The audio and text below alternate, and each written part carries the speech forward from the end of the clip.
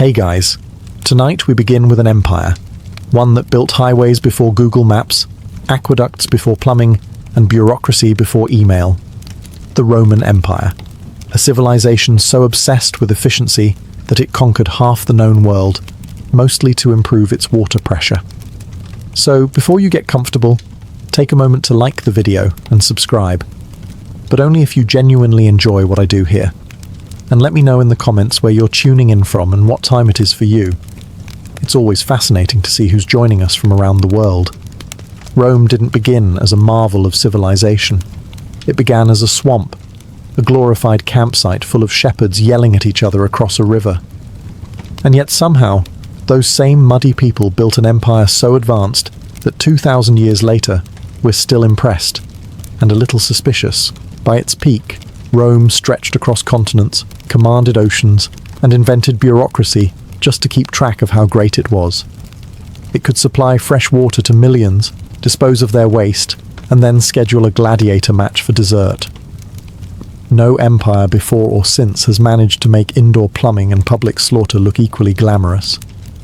The secret to Rome's success wasn't divine favor or luck. It was a lethal mix of discipline, paperwork, and unrelenting competence. Roman engineers didn't dream about flying or philosophy. They dreamed about drainage. These were people who looked at a swamp and thought, let's build a city here. It'll be hilarious. They had no electricity, no power tools, and not a single YouTube tutorial, just geometry, slaves, and raw determination. And somehow it worked. Their cities had heated floors, functioning sewage systems, and running water at a time when most of Europe still thought rain was witchcraft. Rome's genius lay in its obsession with control. If nature didn't cooperate, they bullied it into submission. Mountains were tunneled through, rivers were redirected, and deserts were crossed just to prove a point. When they said, all roads lead to Rome, they meant it literally, because they built all of them. But Rome's true technology wasn't just concrete or aqueducts. It was pride. The empire was powered by pure, undiluted confidence. Every building was a flex, every invention an insult to anyone still using sticks. Even their ruins seemed smug. Arches standing tall after earthquakes, whispering, "Still up, are you?" And here's the best part. They achieved all this without electricity, computers, or even a functioning sense of humility. Rome didn't invent everything. It just made everything better, louder, and preferably with columns. If you want to know why Rome lasted so long, don't look at its legions, its laws, or its gods. Look at its concrete. Because while empires crumble, Roman cement somehow doesn't. The Romans didn't invent concrete. They just took the idea, added volcanic ash, and created something indestructible. It was called opus caementitium, which roughly translates to, "We figured this out before you did." The formula used lime, ash, and seawater to make a material that actually heals itself over time. Modern scientists only rediscovered this property a few years ago, proving that humanity peaked sometime around the year 120 BCE and has been winging it ever since. This mix allowed the Romans to pour entire temples, bridges, and harbours that are still standing today. The Pantheon, the world's largest unreinforced concrete dome, hasn't budged in 2,000 years. Meanwhile, modern buildings collapse if you breathe near them too hard. It wasn't just durable, it was artistic. Romans treated concrete like magic clay. They moulded it into arches, domes, and vaults so elegant that future architects spent centuries trying and failing to copy them. They didn't hide their engineering behind walls, they showed it off. The message was simple. We could crush you, but we'd rather impress you. They used it everywhere. Aqueducts, amphitheatres, baths, even harbours submerged underwater. The Portus Casanus, built with Roman marine concrete, still survives beneath the waves. Modern divers go down to study it, and you can almost hear the ancient engineers laughing. Of course, not everyone was impressed. Greek purists sneered at the rough texture and called it ugly. But the Romans didn't care. They were too busy reshaping the world. Concrete wasn't art. It was power you could build with, and that's the beauty of Roman innovation. They didn't just build monuments, they built permanence. The empire fell, the emperors vanished, but their walls refused to. In the end, the real mystery isn't how Roman concrete worked, it's how the rest of us forgot. 2,000 years later, we still pour weaker cement, build uglier structures, and call it progress. The Romans would have called it incompetence. If Roman concrete was the muscle of the empire, aqueducts were the veins, carrying life, luxury, and the occasional dead rat straight into the heart of civilization. Before Rome, most cities fetched their water from rivers or wells, a charming but unhygienic system that often ended with dysentery. The Romans looked at that and said, "No thanks." Instead, they built 260 miles of gravity-powered waterways that delivered fresh water to over 1 million people. No pumps, no motors, just math, arrogance, and perfect angles. Each aqueduct was a masterpiece of precision. Engineers calculated gradients so subtle that water could flow for 50 miles without spilling a drop. They tunneled through mountains, built stone arches across valleys, and made sure the water arrived with just enough pressure to make a public fountain dramatically unnecessary, but morally satisfying. And yes, they used lead pipes, which might explain why later emperors thought marrying horses or declaring themselves gods was a good idea. But toxicity aside, the system worked flawlessly. Water flowed through homes, bathhouses, gardens, and entire fountains built purely to say, "We're cleaner than you." Rome had over 11 aqueducts, each named with the same level of pomp as a luxury brand: Aqua Marcia, Aqua Claudia, Aqua Virgo, the Evian of antiquity. The Aqua Appia, their first, was built in 312 BCE and still functions today. Meanwhile, some modern cities can't keep a water main running for 5 years without apologizing on local news. At its peak, the aqueducts delivered 200 million gallons of water per day, enough to fill 300 Olympic pools if Rome had cared about sports that didn't end in bloodshed. Public baths stayed open all day, fountains gushed for aesthetic dominance, and even the poorest citizen could enjoy a rinse that didn't involve a muddy puddle. For the Romans, plumbing wasn't luxury, it was civilization. They believed running water separated humans from animals. Ironically, most of Europe would forget that belief for the next 1,000 years. Rome didn't just master water, it mastered convenience. And that, more than any conquest or battle, is why its empire still echoes today. Because no one remembers the general who won a war, but everyone remembers the people who built the plumbing. If there's one thing the Romans couldn't stand, it was filth, or at least other people's filth. Their cities were loud, crowded, and full of questionable street food, but somehow clean. Rome managed to do what most medieval cities never did. It figured out how to handle human waste without letting it handle them. The heart of this genius was the Cloaca Maxima, one of the world's first sewer systems.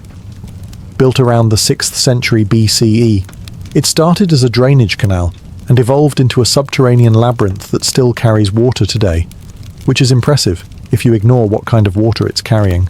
The Cloaca Maxima collected runoff from streets, bathhouses, and latrines, funneling everything into the Tiber River, where, in true Roman fashion, someone probably still fished. It wasn't perfect, but it kept the city from drowning in its own civilization. The medieval world wouldn't rediscover this concept for about 1,000 years, choosing instead to throw waste out windows and hope for a strong breeze. Romans were fanatical about public hygiene. They had public baths in every city, enormous complexes with heated pools, steam rooms, and gymnasiums. Everyone from senators to slaves could bathe daily, gossip, and debate politics while sitting naked in a room full of steam and ambition. Even the toilets were communal. Long marble benches with holes, no stalls, and a shared sponge on a stick. It wasn't glamorous, but it was efficient. The Romans didn't fear germs because they didn't know what germs were. Yet somehow, they still managed to live cleaner than most 14th century kings. And here's the kicker. They turned sanitation into propaganda. Aqueducts, sewers, and baths weren't just civic utilities. They were proof of moral superiority. Cleanliness meant civilization. Dirt meant barbarism. When Romans looked at conquered territories, they didn't just see enemies. They saw people who still used buckets. In short, Rome was the first society to realize that infrastructure is image. The empire ran on two things: water pressure and pride. And while the emperors may have been insane, at least their cities smelled better than history usually does. If Roman concrete was the skeleton, and aqueducts were the veins, then their roads were the arteries, and Rome had a lot of blood to pump. The empire built over 250,000 miles of roads, stretching from the sands of Egypt to the fog of Britain. That's enough to circle the earth 10 times, which, knowing the Romans, they probably would have tried just to prove a point. These weren't lazy dirt paths either. Roman roads were military-grade infrastructure, layered with gravel, stone, and crushed bones of anyone who complained about the workload. Engineers planned every slope and curve with mathematical precision, because a Roman hated nothing more than inefficiency, except maybe the Gauls. They didn't just build roads to travel, they built them to control. Roads moved armies, taxes, and gossip at terrifying speed. A message could travel from Gaul to Rome in a matter of days, assuming the messenger didn't get mugged, which statistically, he did. But still, faster than any rival civilization by centuries. Every milestone along the road marked Roman dominance, carved with exact distances and emperor-approved smugness. The famous Via Appia, called the Queen of Roads, was so perfectly paved that even 2,000 years later, you can still walk on it. Though now, it mostly hosts confused tourists and stray cats. Each road was built to last. They layered it, large stones for the base, gravel for the middle, and smooth paving blocks for the top, tilted slightly for drainage. The result? Roads that survived empires, earthquakes, and European weather, the true test of endurance. Modern highways, by comparison, need repairs every other election cycle.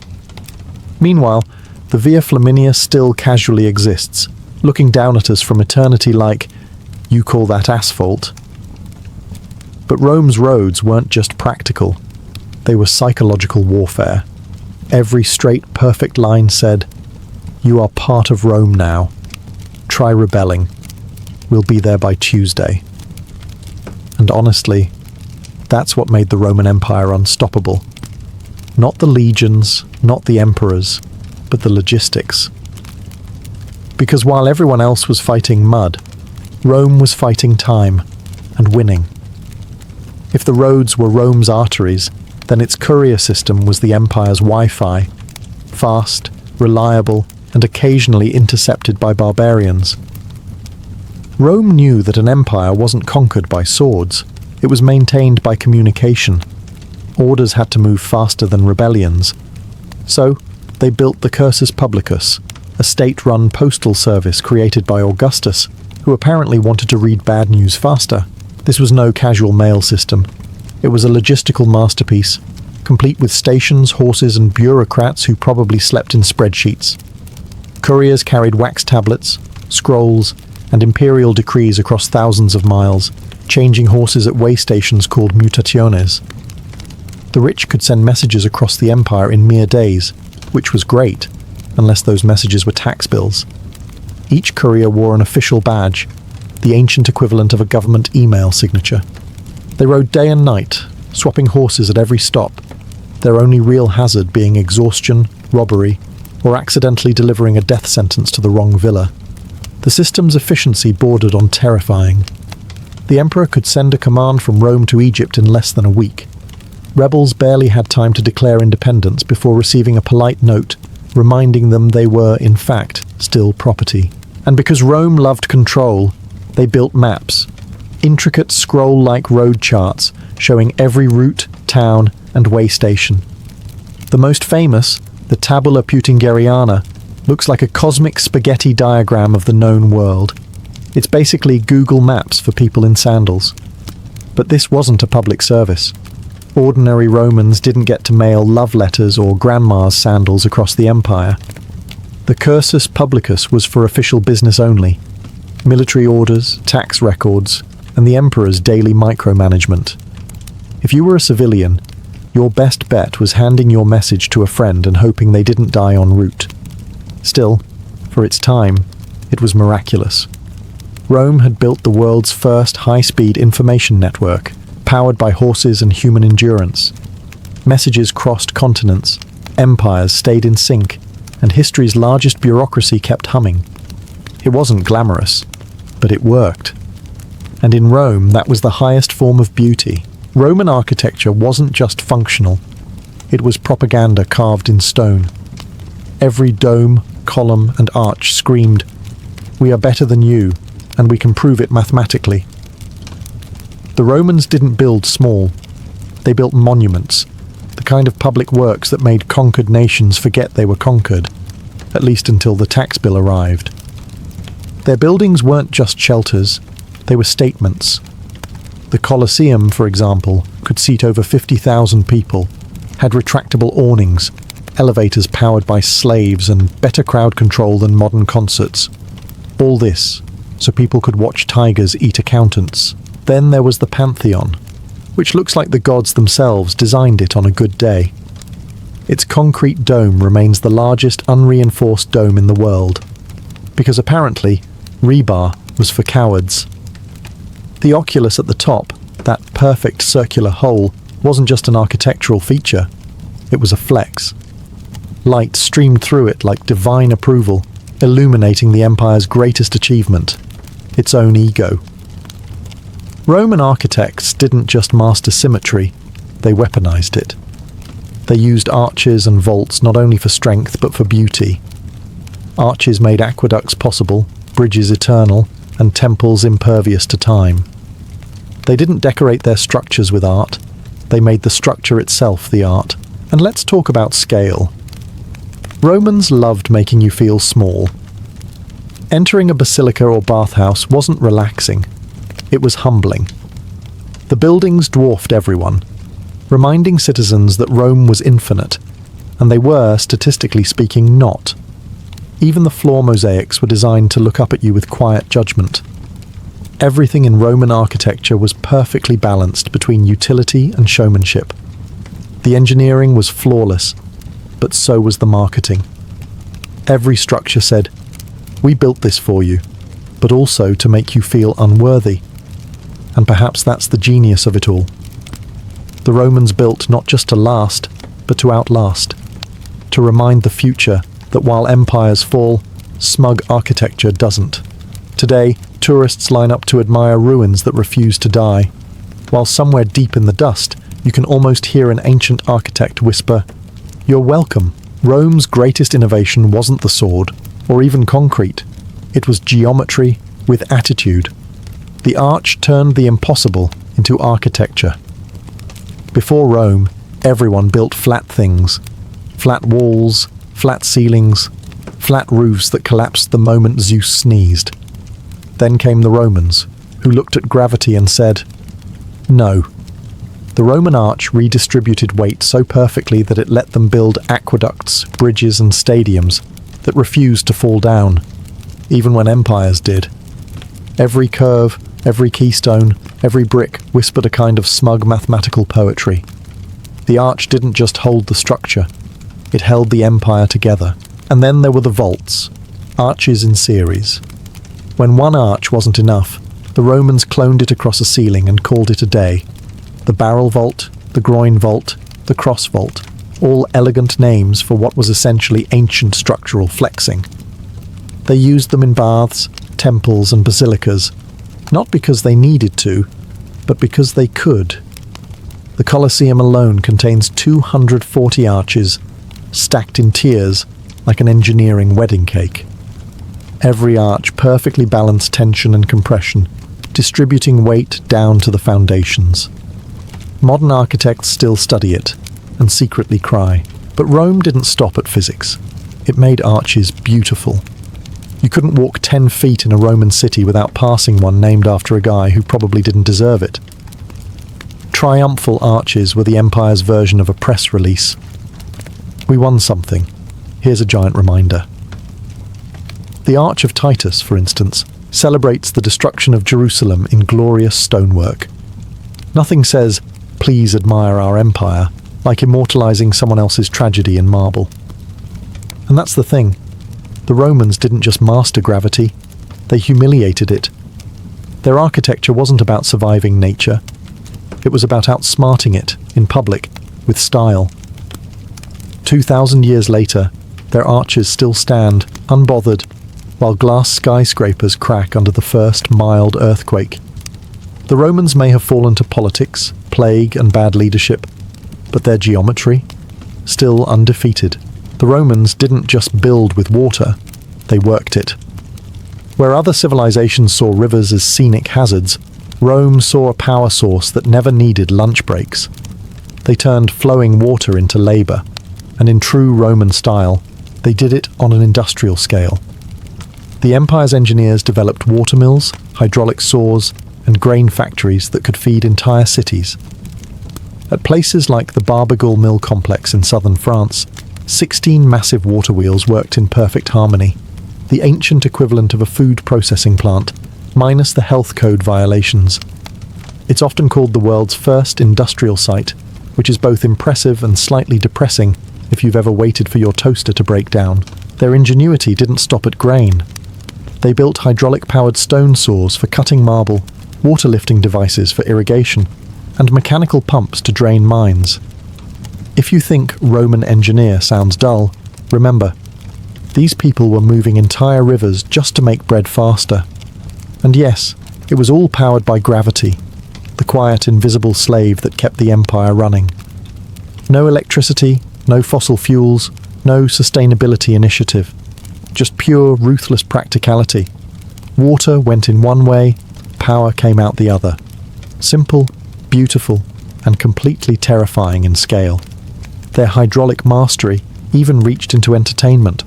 The Colosseum had an underground system capable of flooding the arena for mock naval battles.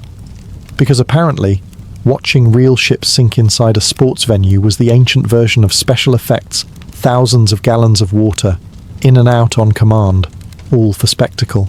What's remarkable is how much of it still works. The ruins of Barbagul still whisper with the outlines of channels and sluices, like the ghosts of engineers who never clocked out. 2,000 years later, we still can't decide whether the Romans were geniuses or maniacs. But one thing's clear, they built an empire not just on conquest, but on motion.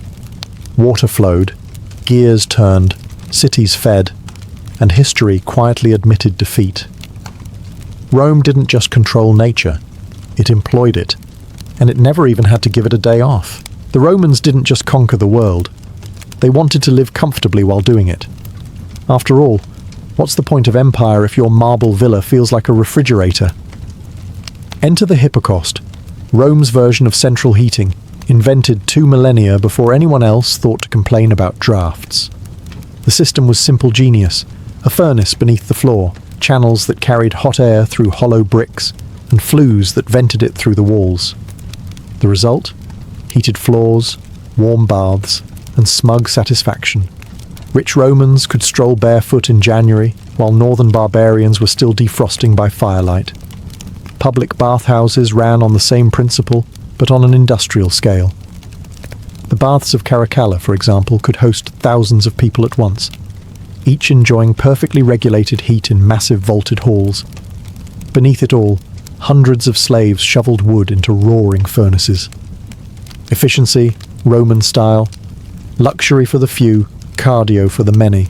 Even their plumbing was advanced.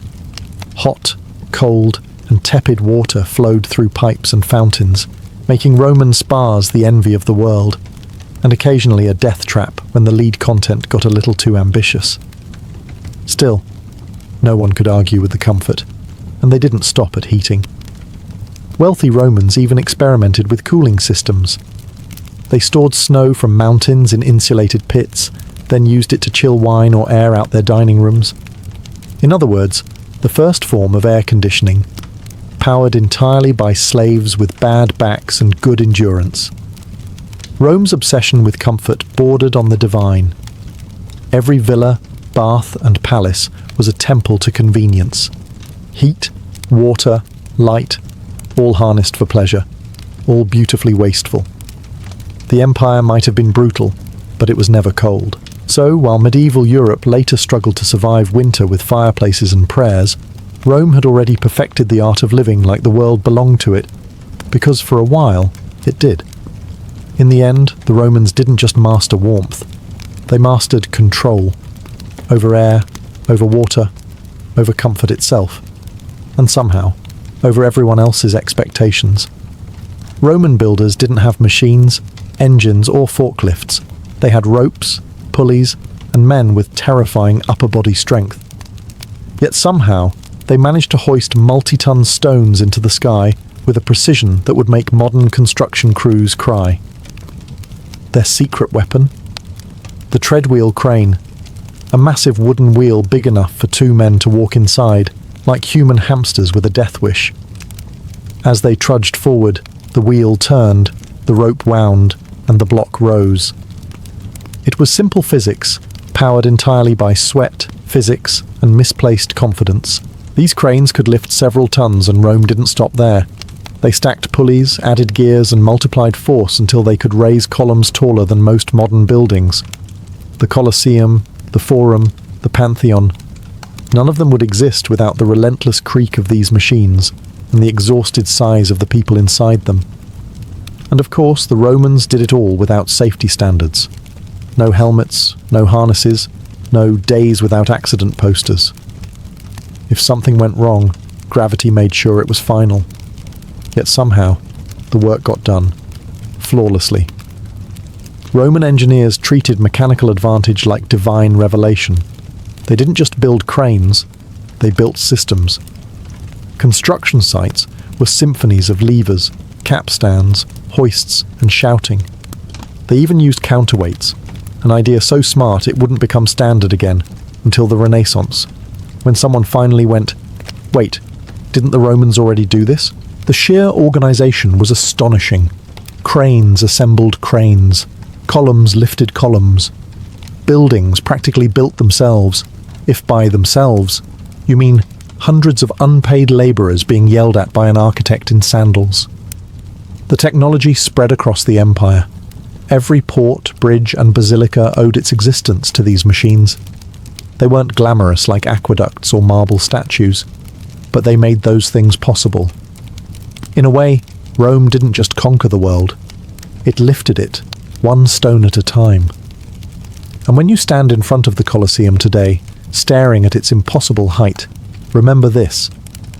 It was built by people without cranes that beeped, hydraulics that hummed, or unions that complained.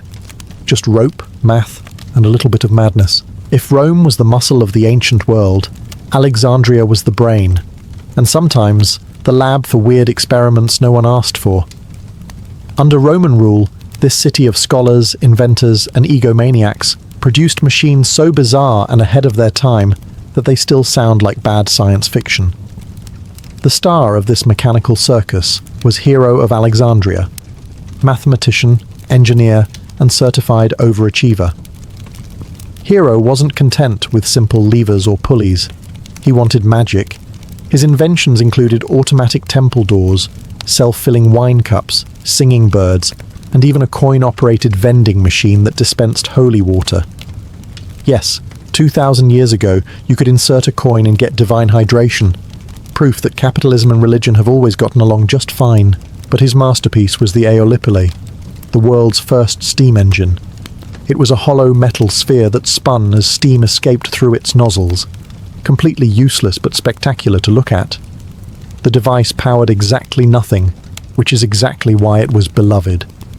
It existed purely to make people go, "Wow," and then move on with their day, much like modern tech conferences. The Romans were impressed, but not inspired. They saw Hero's spinning globe and thought, "Cute, but can it build an aqueduct?" It couldn't, so the steam engine was shelved for the next 1,700 years, humanity's longest procrastination. Still, Alexandria was the ancient world's innovation hub.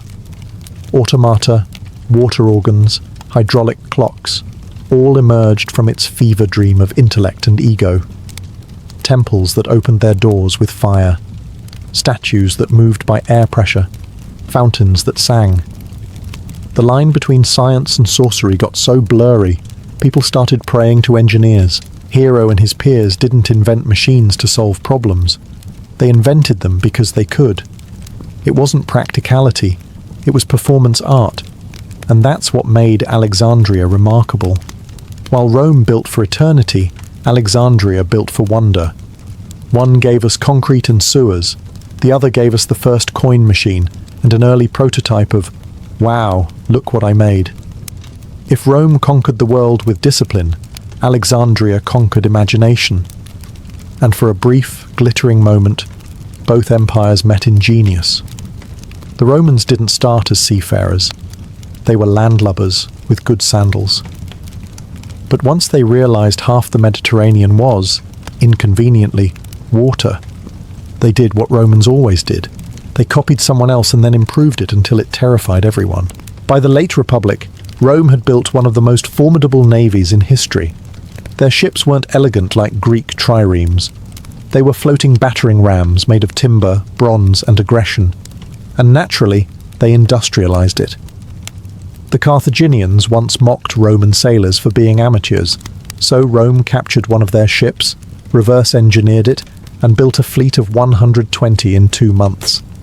Nothing says learning curve like weaponized plagiarism. The real innovation was the corvus, a boarding bridge with a massive iron spike at the end. When it slammed into an enemy ship, Roman soldiers could storm across and turn naval battles into ground combat, their preferred environment for stabbing things. It was brilliant, if slightly suicidal. Many ships capsized from the extra weight, but hey, strategy has never been about safety. Their shipyards turned warfare into an assembly line. Dozens of galleys launched every week, each powered by hundreds of rowers whose dreams mostly involved being somewhere else. Some vessels were even equipped with rotating ballistae, enormous crossbows that could fire flaming bolts across the waves. Imagine being a sailor and realizing your job description includes flammable target. And then came the harbours, concrete structures that cured underwater. Roman engineers mixed volcanic ash and seawater to create marine concrete that defied erosion. 2,000 years later, many of those ports still exist, mocking modern coastal cities that crumble after a decade of weather damage. The navy itself became the empire's highway system. It moved legions, goods, and gossip faster than any caravan. When Rome called the Mediterranean Mare Nostrum our sea, it wasn't arrogance, it was accounting. The Romans didn't love the ocean, but they mastered it. Their fleets didn't explore, they enforced. Every wave carried the empire's echo, every port its flag. They didn't just conquer land, they conquered logistics. And in the ancient world, that was far scarier than sharks. For all their love of blood sports and questionable wine, the Romans took medicine surprisingly seriously. They might not have understood germs, but they did understand that sharp tools and confidence could solve almost anything. Roman doctors, or medici, were part healer, part improviser, and part gambler. Most learned their trade from Greek physicians, whom Rome imported along with olives, philosophy, and other things it pretended to invent. The result? A medical system that was half genius, half barbarism, and entirely experimental. They had scalpels, bone saws, forceps, and even catheters, all made of bronze or iron and designed to make you question your life choices. Archaeologists have found surgical kits in Pompeii that wouldn't look out of place in a modern hospital, except these came without anesthesia or malpractice insurance. Surgery was usually performed in public, which at least saved on theatre tickets. And yet, some treatments worked astonishingly well. Roman physicians used opium for pain relief, vinegar for sterilization, and honey as an antiseptic. They performed amputations, set broken bones, and even carried out cataract surgery using long bronze needles, proof that bravery and stupidity are sometimes indistinguishable. Public health was another Roman obsession. They built hospitals, enforced sanitation, and actually cared about clean water, concepts Europe promptly forgot after the empire fell. Soldiers were treated in valetudinaria, the world's first organised military hospitals. Imagine a legionary walking in with a javelin wound and walking out only mildly infected. That's progress.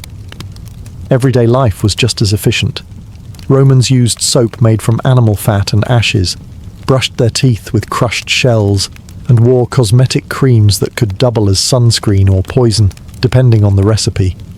Their obsession with cleanliness bordered on divine. Baths were ritual, not luxury, hygiene as religion. Of course, not everything was perfect. If your condition confused a doctor, he might recommend prayers to Asclepius or applying pigeon dung to the wound. Science and superstition shared the same bed, uncomfortably. Still, for a civilization that fell 1,500 years before germ theory, Rome was doing shockingly well. Their medicine wasn't always gentle, but it worked, occasionally, heroically, and almost never hygienically. Every empire eventually runs out of momentum, or money, or sanity, and Rome managed to run out of all three at once. By the 5th century, the greatest engineers on earth were patching aqueducts while barbarians tore them down. The empire that once built the world's best plumbing was now knee-deep in metaphorical, and occasionally literal, sewage. It didn't happen overnight. Maintenance slowed, roads crumbled, and marble baths grew cold. The aqueducts that once carried water now carried rats. People began using the Colosseum as a convenient quarry, because who wouldn't want a free archway for their farmhouse? The Pantheon stayed standing, mostly because nobody could figure out how it worked. Concrete, that miracle of chemistry, was forgotten for nearly 1,000 years. Medieval builders tried to recreate it, and instead produced something that crumbled faster than their kingdoms. Plumbing disappeared, cities shrank, and Europe returned to its natural state. Muddy, cold, and blaming witches for bad weather. Rome's knowledge didn't vanish completely, it just went on vacation. Scrolls gathered dust in monasteries, while the monks used the margins to draw dragons. Engineers became legends, and legends turned into miracles. People stopped asking how things worked and started assuming God handled it. And yet, even in ruin, Rome refused to fully die. Its aqueducts still stood like stone skeletons across the hills, its roads cut through forests that had forgotten who paved them, and its ruins whispered in the rain. You had one job. Eventually, centuries later, humanity rediscovered what the Romans already knew: how to build straight lines, move water, and survive winter without divine intervention. Renaissance scholars dusted off the old manuscripts and realized, with quiet despair, that the ancients had done it all first, and better. Rome's downfall wasn't ignorance, it was complacency. It built a world so perfect that future generations thought perfection was permanent. Spoiler, it wasn't. Still, the legacy endures. Every arch, every dome, every bridge that dares to stand for more than a decade owes something to that empire of engineers. Rome fell, yes, but its ideas refused to. Because true genius doesn't crumble. It just takes a 2,000-year coffee break. In the roaring heart of Constantinople, a city that never slept, always schemed and constantly judged, a girl named Theodora first learned what survival meant. Born around the year 500 CE to a bearkeeper at the Hippodrome, her early life was anything but royal. Her father's job involved entertaining the masses with half-tamed beasts, and when he died, the family's fragile security died with him. Her mother, left with 3 daughters and no prospects, did what many desperate Byzantine women had to do. She turned to the theatre. But let's be clear. The theatre of Constantinople wasn't some elegant hall filled with polite applause and intellectual debate. It was the empire's beating underbelly, a mixture of comedy, dance, satire, and seduction. The performers were adored and despised in equal measure. Men came to watch, laugh, and gossip, while pretending they weren't enthralled by the women who ruled the stage. Theodora entered this world as a child, small, sharp-tongued, and already learning that beauty alone was never enough. She danced, mimed, and acted in plays that mocked the powerful and titillated the crowds. Some called her a courtesan, before she even reached her teens. Others called her a genius of performance. What everyone agreed on was that she had presence. When Theodora walked into a room, the air changed. Even her enemies noticed. Her routines were scandalous by the standards of her time, involving bold gestures and biting humour aimed at the elite. She mocked politicians and priests with the same smirk she used on lovers. Yet beneath the glitter and laughter, she saw the cruel divide between the powerful and the powerless. Theodora may have been forced to entertain the upper class, but she never forgot that she wasn't one of them. By her late teens, she was infamous across the empire, praised for her beauty, condemned for her audacity. Aristocrats mocked her in public and sought her in private. She lived in a world where women were ornaments, yet she somehow managed to turn mockery into magnetism. The girl from the stage wasn't just performing anymore, she was rehearsing for power, and soon all of Constantinople would know her name. Fame is a fickle friend, and in Theodora's Constantinople, it could turn on you overnight. After a series of messy affairs and rumours that could have filled an entire scroll of gossip, Theodora found herself falling from favour. One powerful man she'd crossed, likely an official or wealthy patron she'd mocked a bit too cleverly, made sure the doors of the theatre closed to her.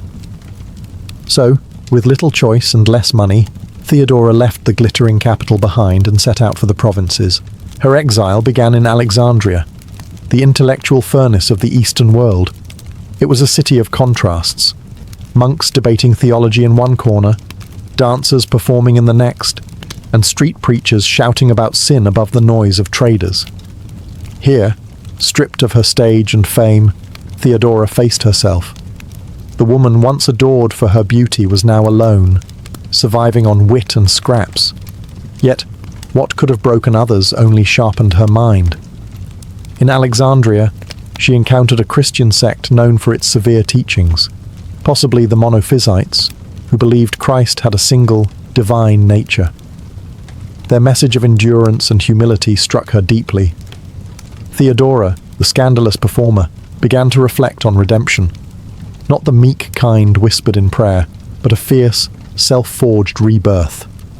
She started weaving spirituality into ambition, learning that both could serve her survival.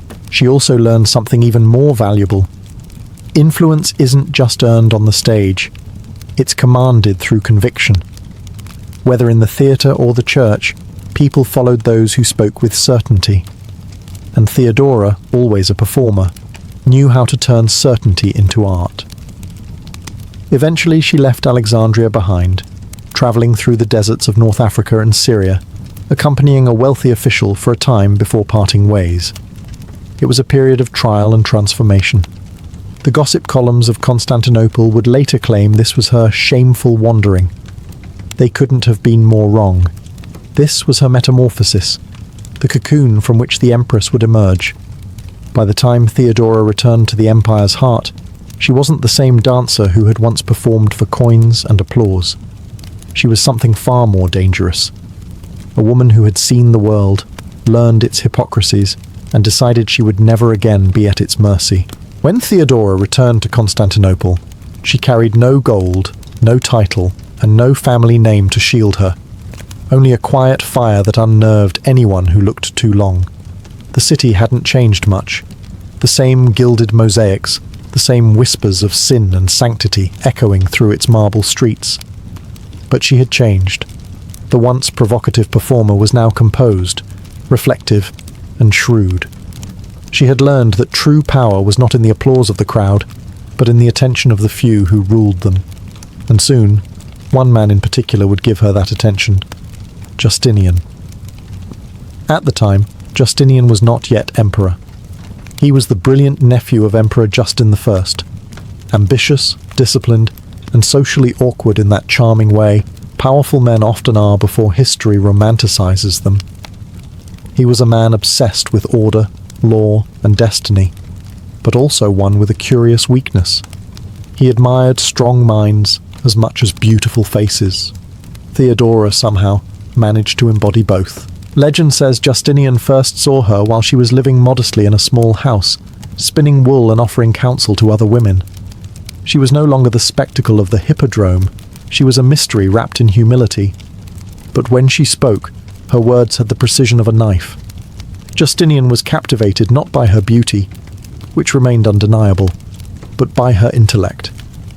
She understood people, politics, and the subtle art of making men think they'd thought of something first.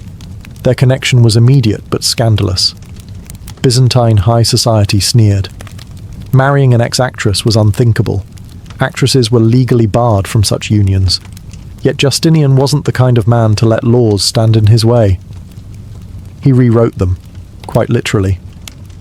A special decree lifted the restriction, allowing him to marry Theodora. It was an unprecedented act of defiance, one that shook the moralists of Constantinople to their perfumed cores. When they wed around 525 CE, tongues wagged across the empire. "The emperor's nephew has married a courtesan," they said. But the laughter of the courtiers died quickly. For the first time in history, a woman once jeered from the stage was now walking the marble halls of power, not as a mistress, but as a partner. And the empire had no idea what was coming next. In 527 CE, the empire trembled as Emperor Justin, old and ailing, officially crowned his nephew Justinian as co-emperor. And at his side, dressed not in silk from the stage but in imperial purple, stood Theodora. For every senator who clenched his jaw and muttered prayers of disgust, there were 10,000 citizens in the streets, staring, whispering, and wondering how a woman born to a bearkeeper had climbed to the highest throne in the East. Her coronation wasn't just a political act. It was a public declaration that the empire's old rules were being rewritten. Theodora wasn't there by accident or affection. She had earned her place. In every conversation, she matched Justinian's intellect. In every council, she outmaneuvered nobles who underestimated her. When foreign envoys bowed, they weren't sure whether to address her as Augusta or Your Majesty. Theodora made sure they learned both. She quickly became more than a ceremonial consort. While Justinian obsessed over law codes, aqueducts, and tax reforms, Theodora studied people, the real machinery of empire. She read letters from provincial governors, met with church leaders, and even heard petitions from women who had no voice in court. To many, she was a symbol of possibility. To others, a dangerous precedent. A former entertainer wielding imperial authority. It unsettled men who had built their careers on pedigree, not ability. Her influence soon became undeniable. She advised Justinian on everything from diplomacy to domestic reforms, particularly in issues affecting women. Under her counsel, laws were passed protecting women from forced prostitution and granting greater property rights. Theodora, once labelled the empire's shame, had become its unexpected moral reformer. But her power came at a cost. The aristocrats loathed her. Monks whispered that she was Jezebel reborn. Chroniclers like Procopius wrote scandalous, secret histories, claiming she still possessed the soul of a seductress. Yet the woman they mocked behind closed doors was the same one standing beside the most powerful man in the world, calm, composed, and untouchable. By the time Justinian officially ascended as sole emperor later that year, Theodora was not merely his empress. She was his equal, the sharp mind behind the golden throne. The streets that once echoed with her laughter now echoed with her legend. It began, as revolutions often do, with entertainment gone wrong. In January of 532 CE, the Hippodrome, the same arena where Theodora's father had once kept bears and she herself had danced, erupted in fury. The rival chariot teams, the Blues and the Greens, had long been more than sports fans. They were political factions with deep loyalties. That day, their chants turned from cheers to war cries. What began as a protest against arrests escalated into 6 days of bloodshed, fire, and rebellion. The infamous Nika Revolt. Byzantium burned. Senators, eager to restore their lost influence, secretly sided with the rioters. The mob, tens of thousands strong, roared for Justinian's overthrow and the crowning of a new emperor. The palace shook with the sound of rage outside its walls, and inside, the imperial council descended into panic. Advisors begged Justinian to flee, to abandon the capital, the throne, and his dignity, but not Theodora. Dressed in purple, the colour of royalty and blood, she refused to run. She rose before the council, her voice steady amid chaos. "If flight were the only means of safety," she said, "yet I should disdain to fly. Those who have worn the crown should never survive its loss. Purple makes a fine shroud. It was more than courage, it was strategy." Her words snapped Justinian out of hesitation. The emperor, who had nearly fled, regained his resolve. He ordered his generals, Belisarius and Mundus, to storm the hippodrome. The result was a massacre. 30,000 rebels slaughtered in a single afternoon. The rebellion ended not with diplomacy, but with the echo of swords and the stench of smoke. Theodora's defiance saved the empire that day. Her speech became legendary, taught in every future history of Byzantium. But beyond the rhetoric, it revealed the true nature of her power. She wasn't just Justinian's emotional anchor. She was the spine of the regime. After the revolt, no one dared question her authority again. The courtiers who once whispered behind fans now bowed deeply.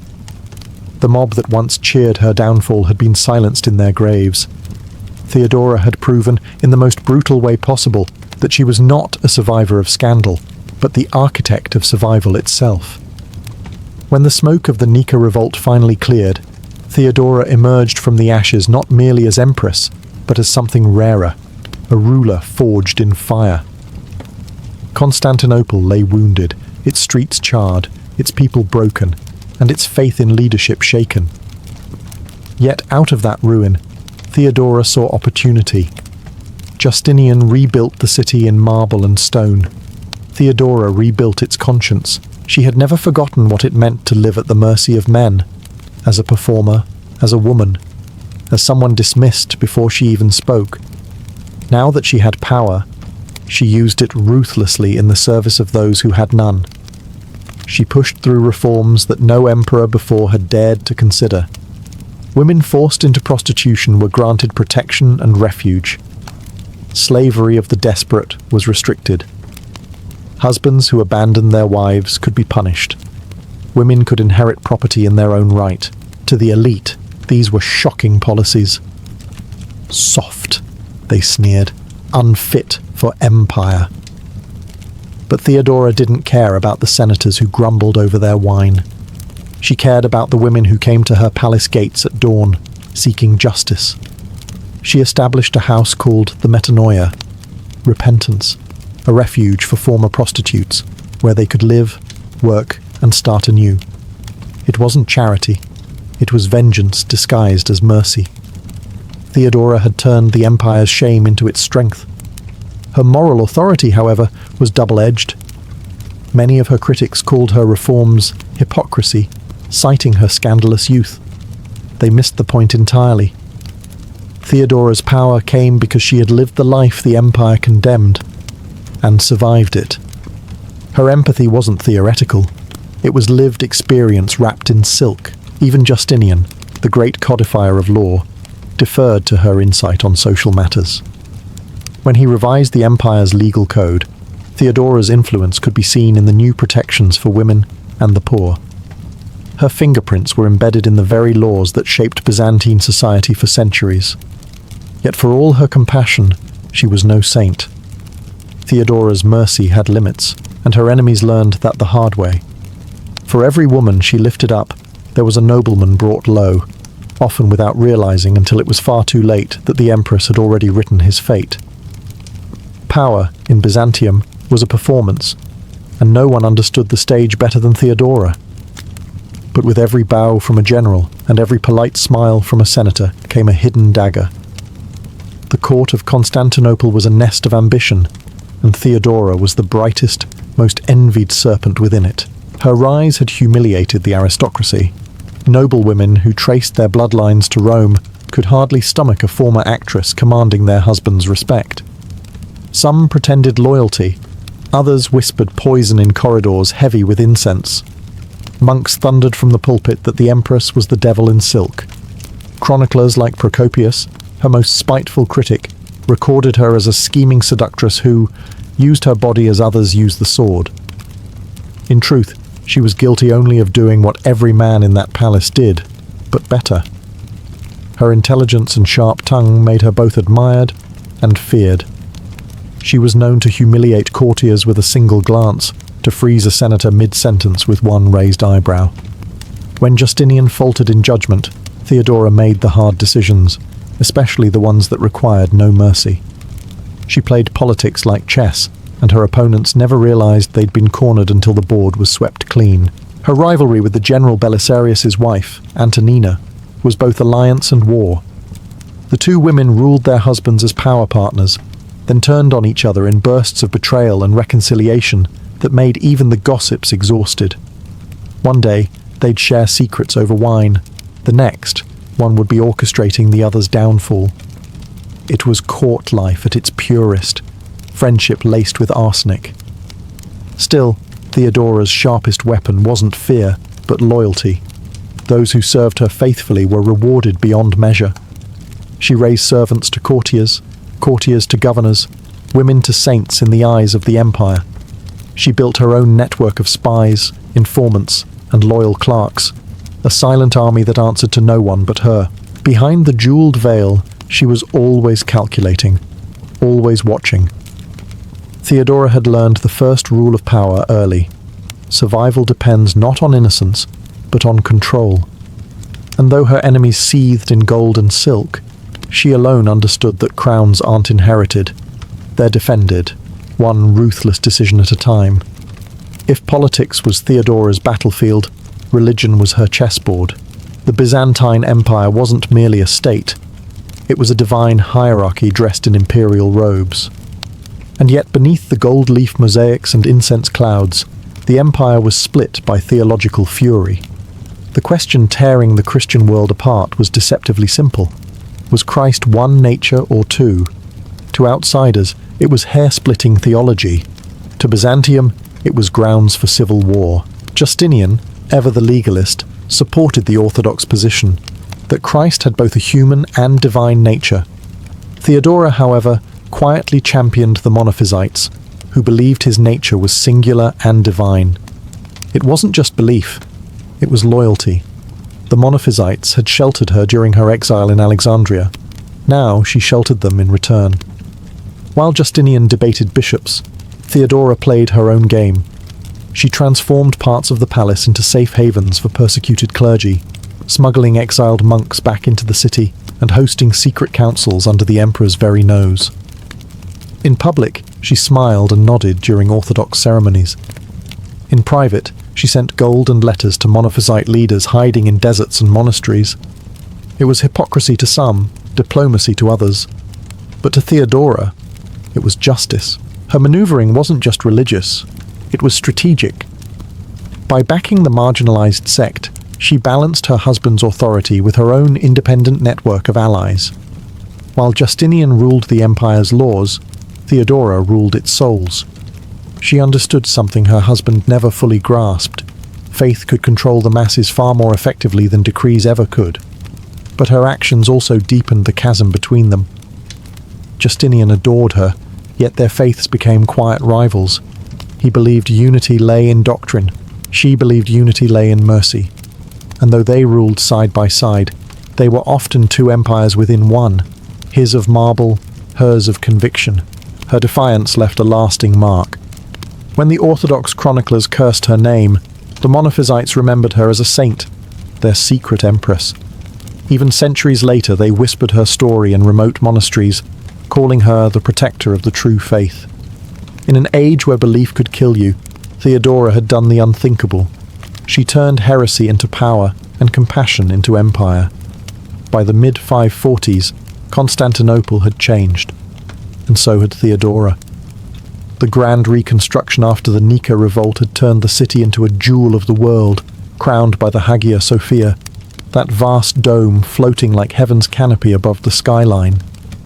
Yet behind the splendor, plague and exhaustion crept through the empire.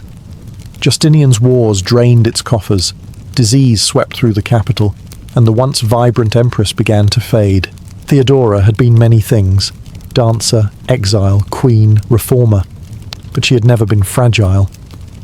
Still, by 548 CE, illness began to tighten its grip. Historians suspect cancer, though the truth is buried with her. Even as her body weakened, her will remained ironclad. She continued to hold court from her bed, issuing commands through loyal attendants, scolding ministers, and refusing pity. She had lived too long surrounded by weakness to show any herself.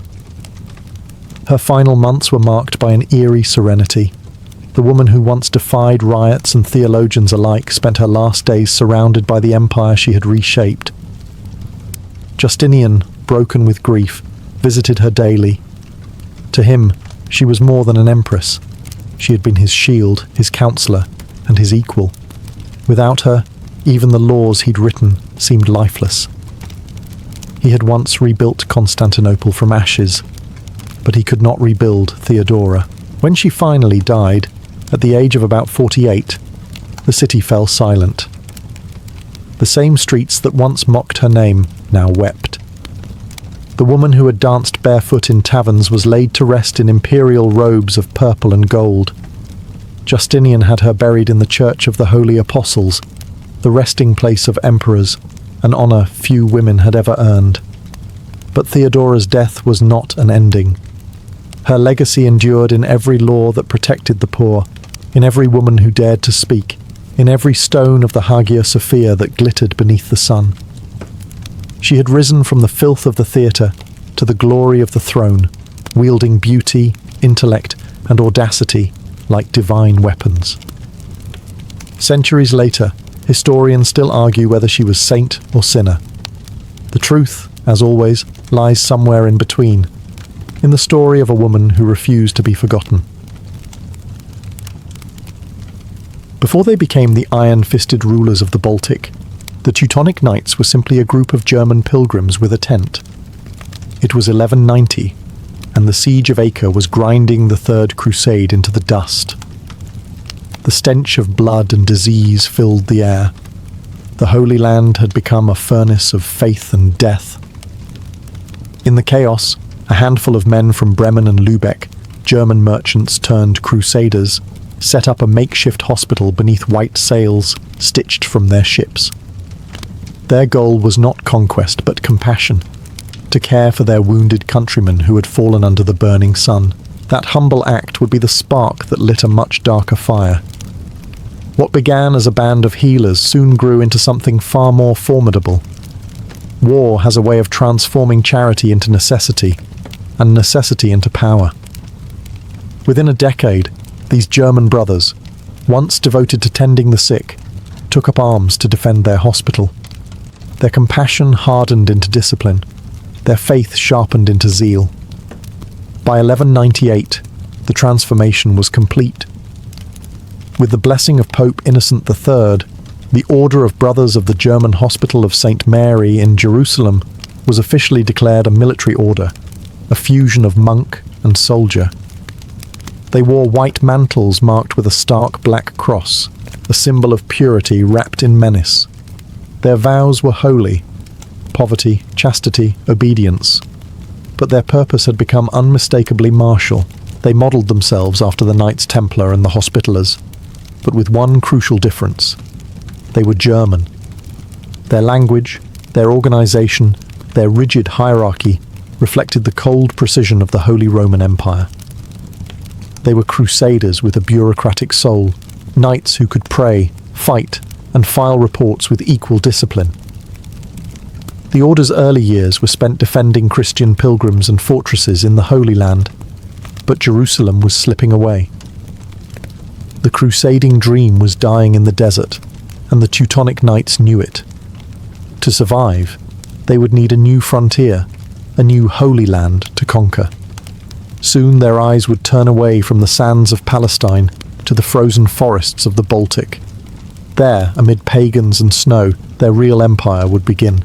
Discipline was the marrow of the Teutonic Order. To join, one had to abandon not only worldly possessions, but also identity. Upon entry, knights surrendered their names, families, and any hint of personal ambition. In return, they gained a white cloak marked with a black cross, the unmistakable symbol of God's soldiers from the north. Their motto, though never officially written, could have been simple: fight, serve, obey. Life within the order was monastic, rigid, and severe. Each knight took vows of poverty, chastity, and obedience, ideals that often sounded holier on parchment than they looked in practice. Poverty meant living without personal wealth, though the order itself grew rich from land and spoils. Chastity meant avoiding women, but the frontier was long, the winters longer, and temptation lingered in every pagan village. Obedience, however, was absolute. A knight who questioned his commander did not face debate. He faced expulsion, or the sword. The ranks were sharply divided. At the top stood the Grand Master, a mixture of general, priest, and bureaucrat, followed by commanders, priests, and lay brothers, who handled logistics, farming, and trade. Even among warriors of noble birth, humility was enforced. A baron might scrub dishes next to a peasant-born squire. Both would eat the same plain meals in silence. Arrogance was the devil's whisper, and the Teutonic knights prided themselves on deafness. Their castles were not just fortresses, but temples of order. Within their thick stone walls, daily life followed a strict rhythm of prayer, training, and combat readiness. Bells marked the hours of devotion, and every action was considered service to God, from sharpening swords to cleaning armor. Warfare was holy routine, but beneath this disciplined surface lay contradiction. The order's members believed themselves both monks and conquerors, men of God wielding steel in his name. They preached humility while erecting castles that towered over Baltic tribes. They vowed purity while baptizing entire regions with fire and blood. In their minds, conquest wasn't greed. It was salvation delivered at sword point. This was the paradox of the Teutonic Code. Absolute faith fused with absolute control. In their pursuit of divine order, the knights had created something more enduring and far more dangerous than they realized, a holy army that answered to no one but itself. By the early 13th century, the Holy Land was slipping from Christian hands, and the Teutonic knights knew it. The grand castles of Jerusalem were falling one by one, and the crusading zeal that had once ignited Europe was cooling fast. Yet the Church had a new idea. If the pagans of the East would not come to Christ, then Christ would come to them by sword if necessary. The Baltic, still home to the Prussians, Lithuanians and Livonians, tribes who worshipped forests, fire, and the old gods, became the next holy battlefield. It was Duke Conrad of Masovia, a Polish ruler tormented by raids from the pagan Prussians, who first extended the invitation. In 1226, he offered the Teutonic Order land along his northern border, a modest region called Kulmerland, in exchange for protection and conversion of the pagans. For the knights, it was the perfect offer: divine mission, political backing, and a vast wilderness to tame. Pope Honorius III and Emperor Frederick II both sanctioned the expedition. The Teutonic knights were granted the land they conquered forever, answering only to the Pope. It was a political loophole so cunning, it might have made the devil smile. By 1230, the order had arrived, their white cloaks flashing against the dark forests of Prussia. The natives didn't welcome them. They fought fiercely, striking from the trees with ambushes and fire arrows. The Teutonic response was methodical and merciless, the slow grind of discipline against defiance. Villages were razed, idols smashed, temples burned.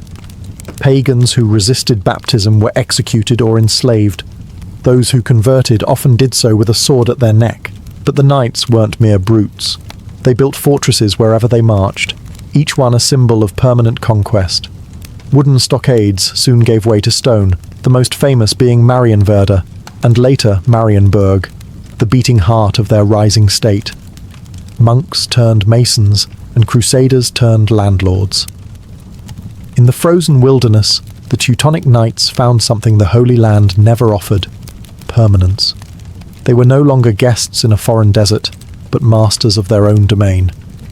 The Baltic frontier became their new Jerusalem, and the cross now flew over fields that had never known it before. The Northern Crusade had begun. When the Teutonic Knights marched into Prussia, they did not come as visitors. They came as architects of a new world. Between 1230 and 1280, they transformed the wild lands of the Baltic into a fortress state built on both faith and fear.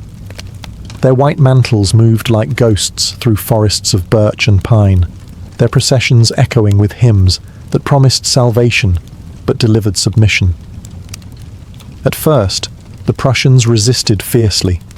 They fought as they lived, in tribes bound by kinship and the sacred fires of their gods. They struck from the forests, burning Teutonic outposts and vanishing into the snow. For a time, the knights underestimated them, calling them savages. But those savages knew the land better than any crusader could. They used rivers, marshes, and weather as weapons. Dozens of castles were taken and retaken. Entire Teutonic garrisons vanished overnight. But the knights had something the pagans did not: patience, logistics, and divine paperwork. Each defeat was followed by a reinforcement ship from the west, filled with fresh soldiers, masons, and priests. Every campaign ended with new fortresses rising on the ruins of rebellion. By 1255, the Order's control expanded north to the Baltic coast, where they founded Königsberg, the King's Mountain, named after King Ottokar II of Bohemia, one of their crusading allies. It was not just a fortress, it was a statement. The Germans had come to stay. The conquest was brutal, even by medieval standards. Pagan leaders were publicly executed, their priests drowned, their shrines torn down and replaced by churches. The Prussians who converted often did so under duress, baptized in rivers that still ran red from war. Yet, as the decades passed, resistance dwindled. The knights built roads, farms, and trade posts, turning chaos into a kind of grim order. By the end of the century, Prussia was no longer pagan. It was a Christianized military colony ruled by an order that answered neither to king nor bishop. The Teutonic Knights had achieved what even the Templars never did, a sovereign state forged by the sword and sanctified by Rome. But in their zeal for conquest, they had sown the seeds of future defiance. For while the pagans fell silent, their neighbours, Poland and Lithuania, were beginning to take notice. Wherever the Teutonic Knights went, castles followed. To them, a fortress was more than a stronghold. It was theology made of stone. Each tower symbolized divine order rising above pagan chaos. From the banks of the Vistula to the icy shores of the Baltic, the Order's engineers carved a new landscape of authority, faith, and fear. Their castles were masterpieces of German efficiency. Clean lines, red brick, cold symmetry. They built not for beauty, but for permanence. The most famous of them all, Marienburg, the Castle of Mary, stood as the Order's capital, a colossal red brick fortress sprawling over the Nogat River. It was part monastery, part barracks, part bureaucratic hive. Inside its walls, knights prayed in chapels, drilled in courtyards, and held councils in echoing halls, where every sound reminded them of discipline. The construction of these fortresses was relentless. Each campaign ended not just with a battle won, but with a foundation laid. In conquered territories, wooden forts gave way to stone keeps. Villages sprouted beneath their walls, homes for settlers from Germany and Poland, craftsmen and merchants who followed the Order's expansion. Every castle was a statement. God is here, and he speaks German. But these bastions of piety hid contradictions. Within their walls lived men sworn to purity, but surrounded by luxury. Their refectories overflowed with meat and imported wine. Their treasuries bulged with tribute from converted villages. The knights called themselves monks of war, yet their lives often resembled those of feudal lords. Still, the castles worked, militarily and psychologically. Pagans saw them as invincible. Christians saw them as proof that faith could be built with mortar. From Marienwerder to Königsberg, from Thorn to Ragnit, a network of strongholds spread like a chain of black crosses across the north. They controlled not only the land, but the mind of everyone who lived beneath their shadow, and yet, beneath the piety, ambition stirred. The order had started as servants of God, healers and protectors. Now they were rulers, landlords, and tax collectors. They were becoming what they had once despised, an empire cloaked in holiness. The line between crusade and colonization blurred, and for the first time, the Teutonic knights began to look less like warriors of Christ and more like kings in armor. By the mid-13th century, the Teutonic knights had found their true theatre of war, not in the deserts of Jerusalem, but in the snow-covered forests of the Baltic. What began as the conquest of Prussia expanded into a full-blown holy war known as the Northern Crusades. With papal approval, the order now marched against every tribe that dared cling to the old gods. Livonians, Samogitians, Curonians. Entire peoples became enemies of Christ overnight. Each campaign followed a grimly predictable rhythm. The knights would announce a crusade, gather volunteers from across Europe, and descend upon pagan lands in waves of armoured piety. Monks blessed their swords, priests promised absolution, and the Black Cross gleamed like a divine seal of permission.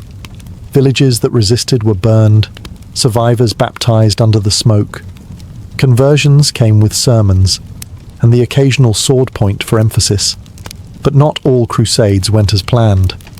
The Lithuanians proved stubborn, fierce, and cunning. They were the last great pagan power in Europe, horsemen who could vanish into forests and strike without warning. For every fortress the Teutonic knights built, the Lithuanians burned too. Campaign after campaign, the frontier bled. The order called it holy war. The Lithuanians called it survival. Still, the knights were patient. They didn't need to win every battle, only to outlast the will to resist. Their network of castles, their disciplined ranks, and their endless supply of crusading volunteers gave them an edge. In time, they subdued most of Livonia and Estonia, absorbing the remnants of other crusader groups, like the Sword Brothers. The Baltic frontier became a permanent war zone, a place where faith, fire, and frost met. By the 14th century, the Teutonic Order's banner stretched across the northern coast, from Danzig to Narva. They ruled as both priests and princes, their authority backed by Rome and enforced by steel. To the Pope, they were defenders of Christendom. To the people they conquered, they were the apocalypse in armour. The Northern Crusades had made them rich and powerful beyond their founding dreams. But the more they conquered, the further they drifted from the humility of Acre's hospital tents. The Black Cross still stood for faith, but it also cast a long shadow over Europe. By the early 14th century, the Teutonic Order had become more than a brotherhood of knights. It was a state, a theocracy with armour. From their colossal headquarters at Marienburg, the Grand Master ruled over vast territories that stretched from the Vistula River to the Gulf of Finland. This was not a kingdom of nobles, but a meticulously organised machine of faith and discipline. Every castle was a command centre, every village a cog in the divine engine. The Order's government was structured like a monastery with swords. The Grand Master was both emperor and abbot, flanked by a council of high-ranking knights who governed regions known as bailiwicks. Below them were comteurs, commanders who managed individual fortresses, collecting taxes, training troops, and enforcing the Order's rigid rules. Even local peasants were expected to live under a kind of holy surveillance, their labour seen as service to God's army. Economically, the Order was unmatched. Their disciplined bureaucracy made them the most efficient landlords in northern Europe. Grain, amber, and furs flowed through their ports, filling their coffers and financing endless wars. The Hanseatic merchants of Lübeck and Danzig flocked to their trade hubs, enriching the Order further. Monks might have vowed poverty, but the Teutonic knights were building cathedrals of wealth. Religiously, they presented themselves as paragons of Christian virtue. Morning prayers, silent meals, and daily masses were mandatory. But beneath that polished surface, temptation simmered. Some knights broke their vows, keeping secret mistresses or drinking heavily in their isolated castles. Others grew obsessed with power, using the order's authority to settle personal vendettas. The purity they preached was becoming an illusion polished for papal approval. Politically, the order behaved less like humble crusaders and more like an ambitious empire. They founded new towns, imposed German law, and encouraged settlers to colonize the lands of the conquered tribes. Paganism had been crushed.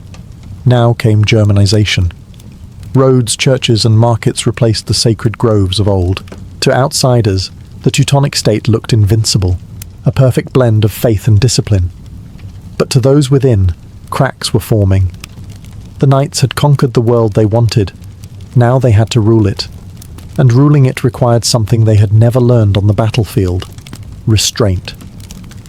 Power invites enemies, and by the mid-14th century, the Teutonic Order had more than it could handle. Their brutal expansion into the Baltic had earned them few friends and many grudges. Chief among their rivals were two rising Christian powers, Poland and Lithuania, who, through faith and diplomacy, began to challenge the Order's divine monopoly. Lithuania, once proudly pagan, shocked Christendom in 1386, when its Grand Duke Jogaila converted to Christianity and married Queen Jadwiga of Poland, creating the Polish-Lithuanian Union. It was a masterstroke of politics. Overnight, the Teutonic Knights lost their favourite excuse for war. The Lithuanians were no longer heathens to be baptized by sword. They were Christians, and fellow Europeans expected peace. But peace was the last thing the Teutonic Order wanted. The knights refused to accept the conversion as genuine, calling it false baptism and accusing Jogaila of pretending to be Christian to avoid holy punishment. It was convenient theology, and a good pretext for continued conquest. They launched repeated invasions into Lithuanian territory, claiming divine justification while burning villages and enslaving peasants. For years the borderlands became a battlefield.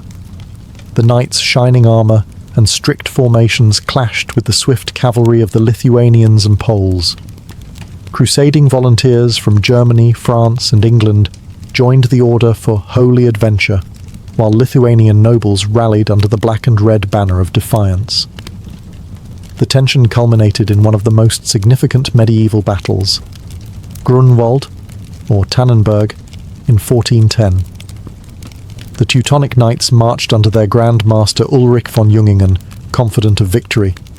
They faced a combined Polish-Lithuanian army led by Jogaila and Vytautas the Great.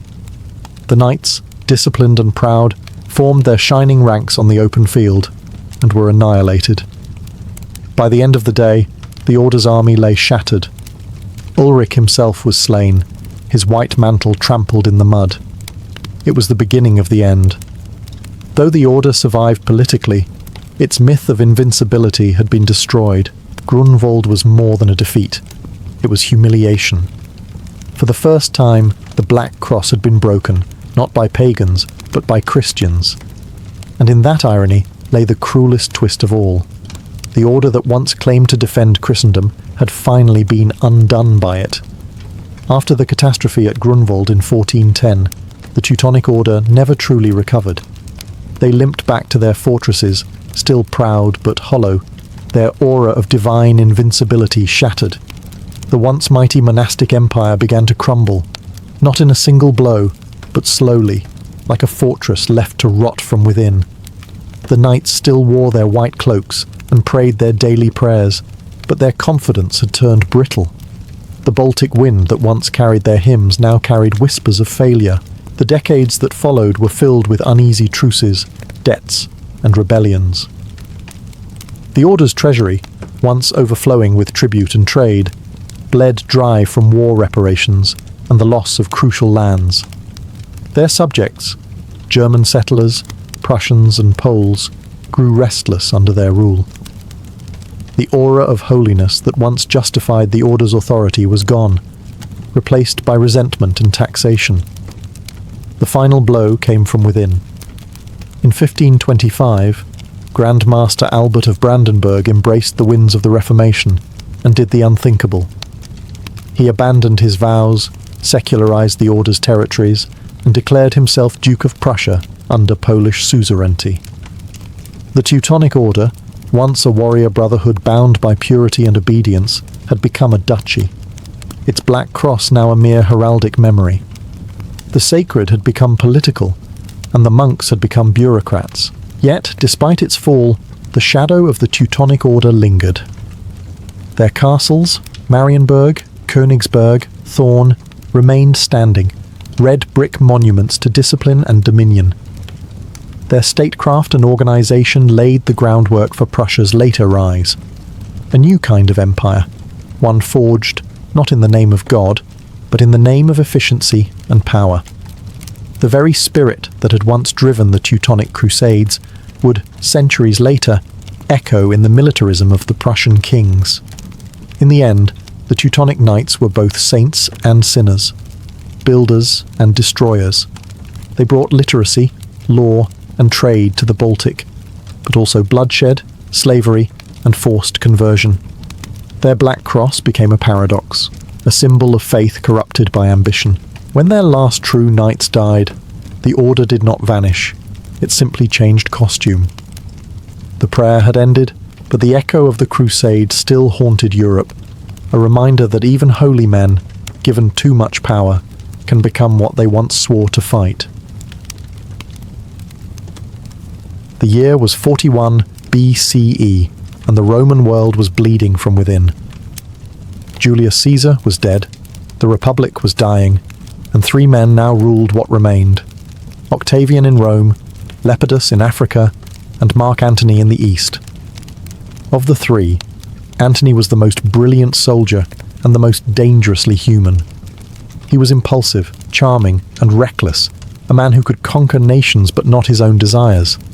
It was this flaw, or perhaps this gift, that led him straight into the orbit of Cleopatra VII, Queen of Egypt.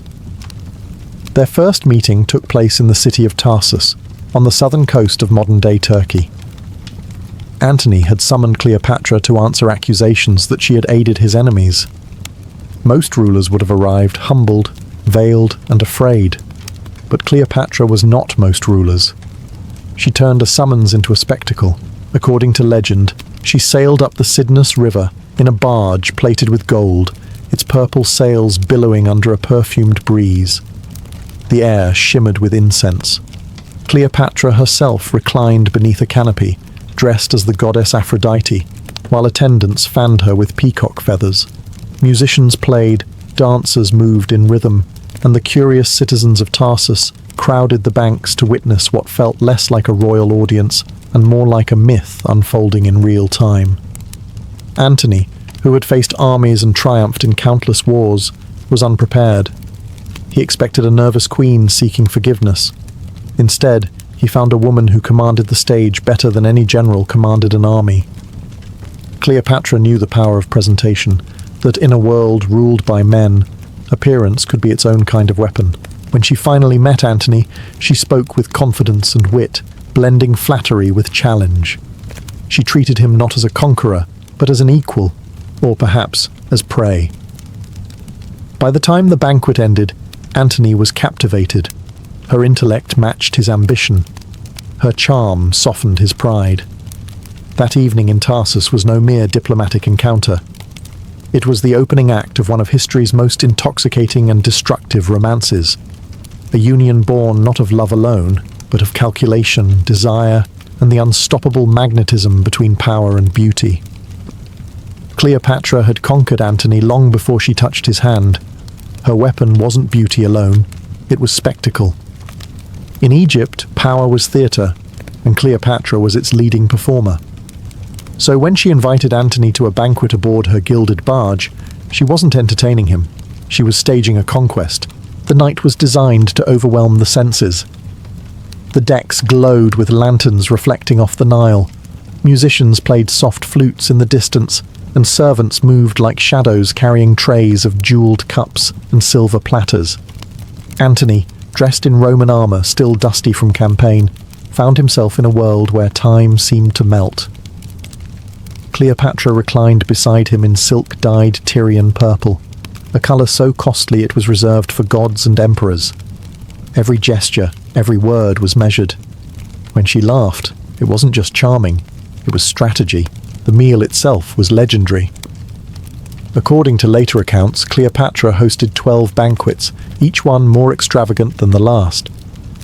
At one, she wagered Antony that she could spend 10 million sesterces on a single meal, and won by dissolving one of her priceless pearls in vinegar and drinking it. Whether true or exaggerated, the message was unmistakable. While Rome worshipped discipline, Egypt worshipped magnificence. Cleopatra wasn't just wealthy, she was wealth. For Antony, it was irresistible. Egypt offered everything Rome had taken from him: joy, indulgence, and freedom from the politics that had consumed his life. He was no longer one of 3 rulers of a fractured empire. In Alexandria, he was a king beside a queen. And Cleopatra knew precisely how to make him feel that way. But beneath the glitter and music, this was more than seduction. Both needed something from the other. Cleopatra sought protection. Egypt's independence was always one Roman ambition away from extinction. Antony, meanwhile, needed money and ships for his coming campaign against the Parthians. Each saw in the other not only desire, but opportunity. As the banquet ended, the line between pleasure and politics dissolved completely. Antony was no longer the interrogator, and Cleopatra no longer the accused. They were now partners in ambition, and soon in something far more dangerous. In the candlelight of that Egyptian night, empire and emotion began to blur. By the time Antony followed Cleopatra to Alexandria, their bond had become the most talked-about scandal in the ancient world. What began as an affair of diplomacy had transformed into a partnership of passion and politics, and it was impossible to tell which was the more dangerous. In the marble palaces of Alexandria, Antony found a life Rome could never give him: luxury without limits, love without restraint, and power that felt divine. Cleopatra, however, was not lost in romance. She was calculating, as any ruler surrounded by Roman ambition had to be. She knew Antony's weaknesses: pride, vanity, and a thirst for adoration, and she fed them skillfully. In Egypt, he was not the weary general battling the Senate's whispers. He was Dionysus reborn, god of wine and victory. Cleopatra encouraged the illusion because it served them both.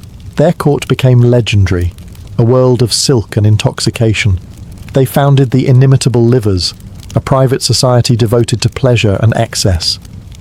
Every night was a feast of laughter, music, and wine that seemed to never run dry. They would roam the streets of Alexandria in disguise, playing pranks on unsuspecting citizens. The general who had once commanded legions now tossed fish into market stalls with his queen, delighted by the chaos. But the laughter masked a sharper truth. Behind every flirtation was a treaty. Behind every kiss, a calculation.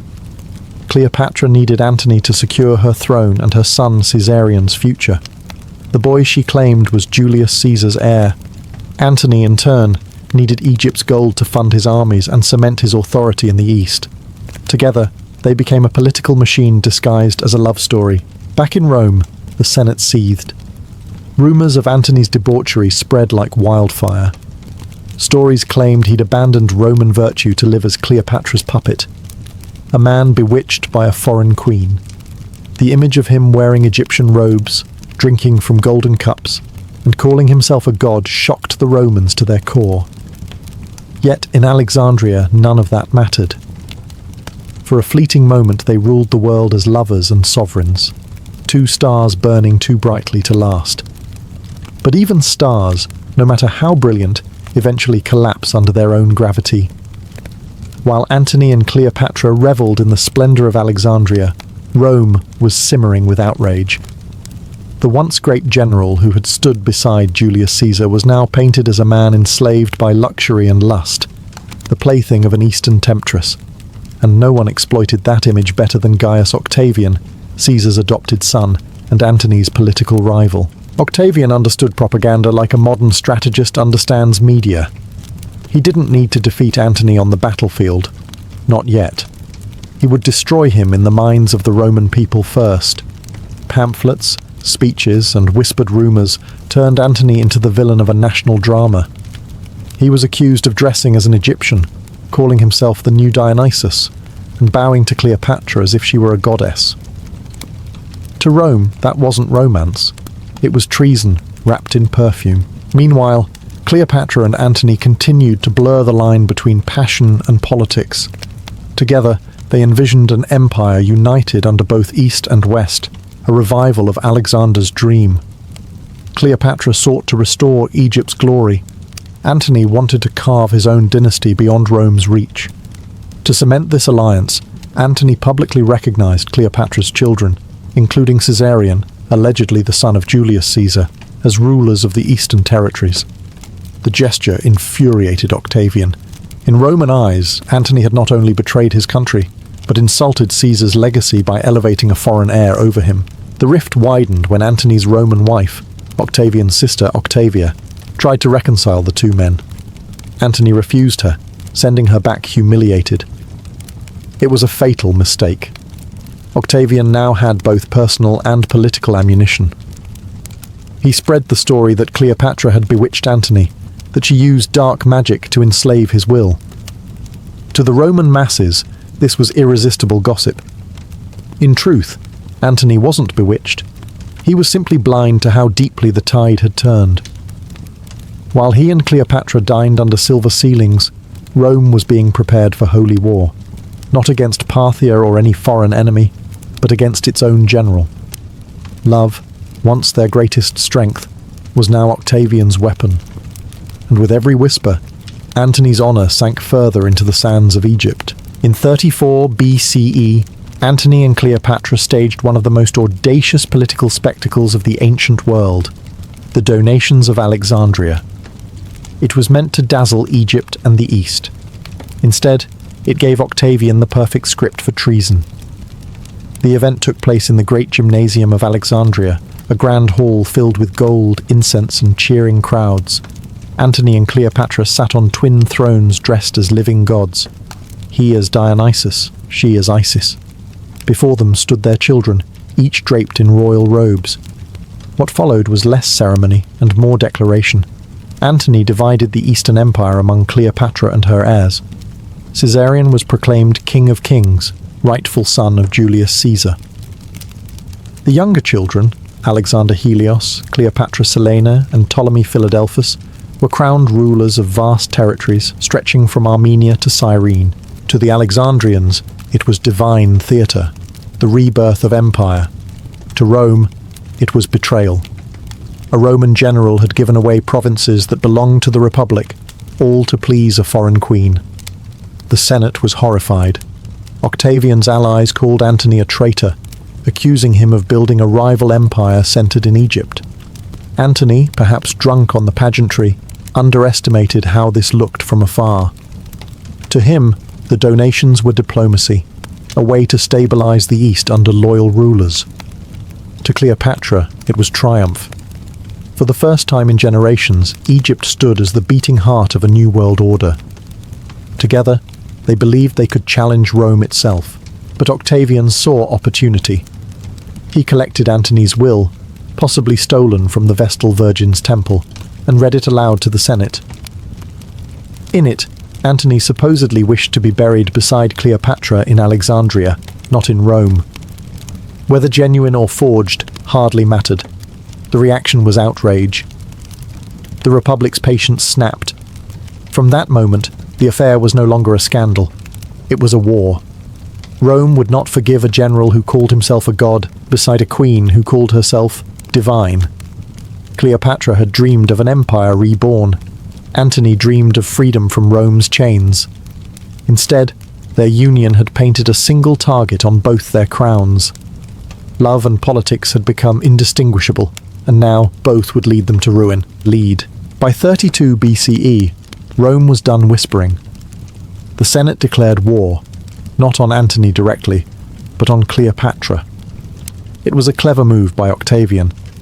Framing the conflict as a holy crusade against a foreign queen made Antony's Roman supporters look like traitors and allowed Octavian to appear as the defender of Roman virtue. The love story of Antony and Cleopatra had become the justification for empire-wide war. Antony's forces rallied in the east.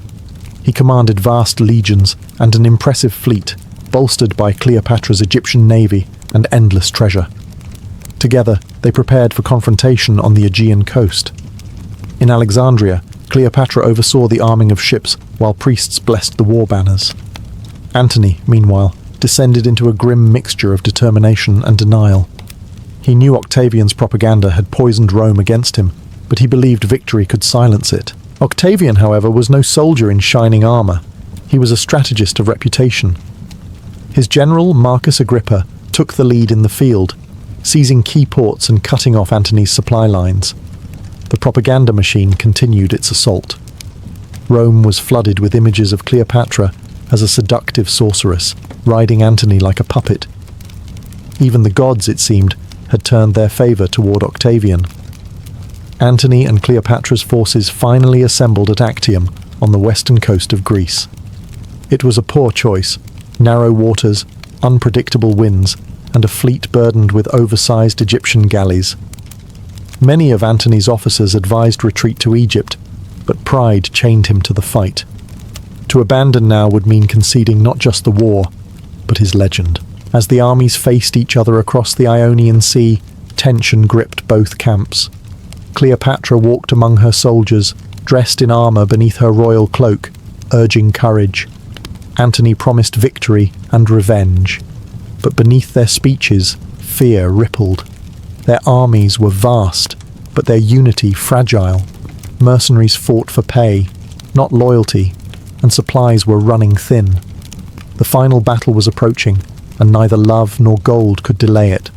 The stage was set for a confrontation that would decide not only who ruled Rome, but whether the world would remember Antony and Cleopatra as conquerors, or as the lovers who destroyed themselves. On the morning of September 2nd, 31 BCE, the Ionian Sea shimmered under a pitiless sun. Across the waters near Actium, two worlds stared each other down. On one side stood Octavian's disciplined legions and the brilliant Admiral Agrippa. On the other, the glittering but uneasy alliance of Mark Antony and Cleopatra. Their fleets anchored in a crescent formation, heavy with Egyptian treasure, ambition, and fate. Antony's ships were magnificent but unwieldy, massive galleys armed like floating fortresses. Cleopatra's fleet, lighter and faster, lingered near the rear, her royal standard fluttering over a golden vessel. On land, thousands of soldiers waited for the signal that would decide the future of the Mediterranean. As the battle began, the sea filled with the roar of rams and the thunder of catapults. Smoke swallowed the horizon. Agrippa's smaller, more agile ships darted through the chaos, striking the cumbersome Egyptian vessels and vanishing before they could retaliate. Antony's line began to falter. Confusion spread. The wind turned, sails tangled, orders clashed. Then came the moment that would haunt history. Cleopatra's fleet suddenly broke formation and turned south, retreating toward the open sea. Whether this was a planned maneuver or panic, no one truly knows. Seeing her royal banner vanish into the horizon, Antony made his fatal choice. He abandoned command, boarded a smaller ship, and chased after her. His men watched in disbelief as their commander, the conqueror of Parthia, the hero of Rome, sailed away for love. Without their leader, Antony's fleet collapsed. Agrippa's forces closed in, burning and boarding the remaining ships. The once mighty armada was reduced to smoke and splintered wood. Antony caught up to Cleopatra's fleeing flagship hours later. The two reportedly sat in silence as the sea behind them turned black with fire. In that moment, they both understood what they had done. Not just lost a battle, but surrendered an empire. Back in Rome, Octavian declared victory. He presented the war as divine justice, reason defeating decadence, virtue triumphing over corruption. But in truth, it was something far more human: ambition defeating love. The Battle of Actium was not merely a clash of fleets. It was the end of an age and the beginning of legend. The defeat at Actium was the beginning of the end. Antony and Cleopatra fled across the Mediterranean, not as conquerors, but as fugitives of their own empire. When they returned to Alexandria, The city greeted them not with cheers, but with dread. The once golden couple had become symbols of ruin. Their fleet was gone, their allies had deserted them, and Octavian was marching east with an army that would not stop until Egypt bowed. Cleopatra retreated into her palace, surrounding herself with treasures and loyal guards, as if walls of gold could delay reality. She began preparing her mausoleum, not as a monument to vanity, but as a final refuge. Antony, meanwhile, sank into despair. The soldier, who had once ruled half the known world, now spent his days drinking and brooding among statues of gods that no longer listened. In 30 BCE, Octavian's legions reached Alexandria. His propaganda had done its work. Many of Antony's officers defected before the fighting even began. In a last act of defiance, Antony led his remaining troops in a doomed counterattack near the city gates. Outnumbered and outmaneuvered, his army disintegrated. The war was over before it began. Rumour soon reached Antony that Cleopatra was dead, that she had taken her own life to avoid capture. Shattered, he fell upon his sword. The blade did not kill him immediately. Mortally wounded, he ordered his servants to carry him to her tomb. When the doors opened, Cleopatra was alive, pale, weeping, and furious at the lie that had doomed him. As he bled out in her arms, Antony gasped his final words, urging her to make peace with Octavian. Then, the great general, the man who had conquered empires and lost everything for love, died beside the woman who had undone him. Octavian entered Alexandria days later. Cleopatra received him dressed in her finest regalia, her composure flawless even in defeat. She tried once more to charm Rome's new master, but Octavian was made of colder stone. He wanted her alive, as a trophy for his triumph in Rome. Cleopatra understood the humiliation that awaited her. She would not survive it. As Octavian secured Egypt for Rome, the queen prepared for her final act. The stage was set for one of history's most haunting farewells. Cleopatra had ruled for 21 years, outwitted generals, seduced emperors, and defied the most powerful empire on earth. But now, in the summer of 30 BCE, her empire was gone. Octavian's soldiers patrolled the streets of Alexandria. Her ships lay burned in the harbour, and her lover's body had already been buried with Roman honours. All that remained was her pride, and she guarded that more fiercely than any throne. Octavian, cold and deliberate, wanted her alive. In Rome, her capture would be his ultimate victory, a living symbol of Egypt's fall, paraded through the streets in chains. But Cleopatra understood spectacle better than anyone. She would not let her life end as another man's triumph. If she could not rule as a goddess, she would die as one. Confined to her mausoleum, she began to prepare. She bathed, dined and dressed as though for coronation, not execution. Her servants adorned her in royal gold, braided her hair, and perfumed her hands. In her final hours, she received Octavian's envoys with calm defiance. She assured them she had no intention of harming herself, even as her eyes lingered on a small woven basket that had been brought to her chambers, disguised as a gift of figs. When Octavian's guards returned, they found her lifeless, lying upon a golden couch in her imperial robes. Two of her attendants, Iris and Charmian, were dead beside her. A faint pair of puncture marks showed on Cleopatra's arm. The serpent, the sacred asp of Egypt, had delivered its fatal kiss. News of her death spread like wildfire. Octavian was furious. She had denied him his victory. Yet even he could not help but admire her final performance. Cleopatra had robbed Rome of its spectacle and secured her legacy in one elegant gesture. She was buried beside Antony, just as she had wished, united in death as in defiance. With their deaths, Egypt's independence ended. Octavian became Augustus, Rome's first emperor, and the age of republics gave way to empire. But the legend of Antony and Cleopatra refused to die. For centuries, poets, painters, and playwrights would return to their story. Two lovers who turned politics into passion, and passion into myth. Their empire crumbled, but their names became immortal.